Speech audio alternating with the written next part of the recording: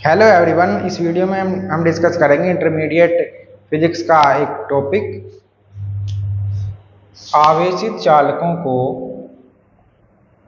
दो आवेशित चालकों को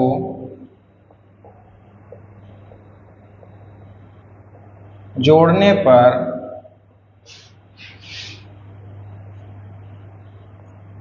आवेश का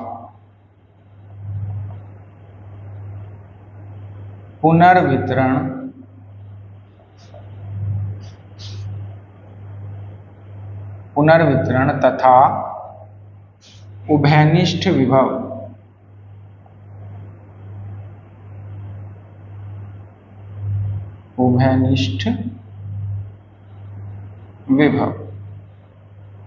तो ये टॉपिक है दो चालकों को जोड़ देने पर।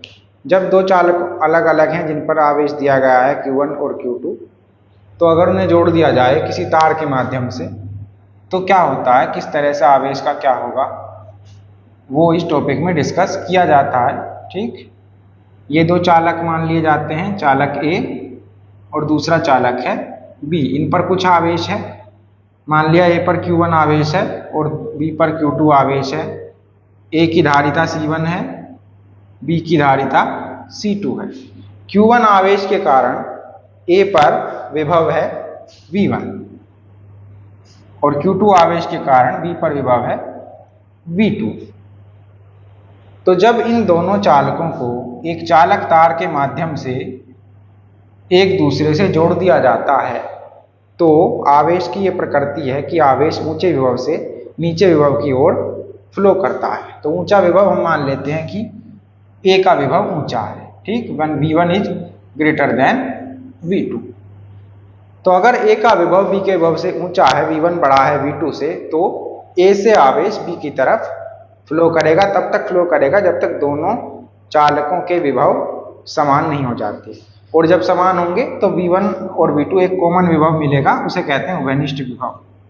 दोनों का विभव उस समय पे सेम हो जाता है और वो विभव कहलाता है उभयनिष्ठ विभव।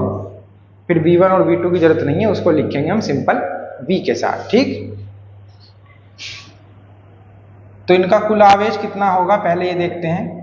कुल आवेश दोनों चालकों पर कुल आवेश वो होगा Q1 प्लस Q2। इसी प्रकार दोनों चालकों की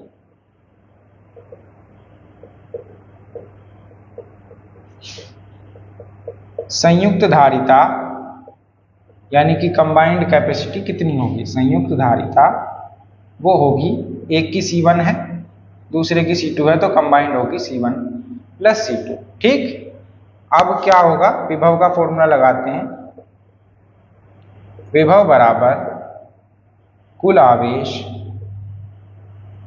बटे कुल धारिता।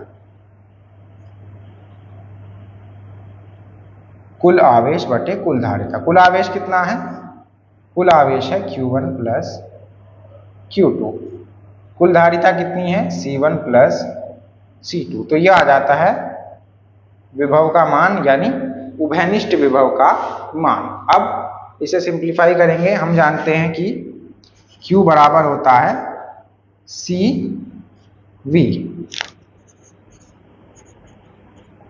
तो Q1 बराबर कितना होगा, Q1 बराबर होगा C1V1 तथा Q2 बराबर होगा C2V2। इसी तरह की ये वैल्यू यहाँ पर पुट कर देते हैं। तो V बराबर होगा C1V1 प्लस C2V2 बटे C1 प्लस C2।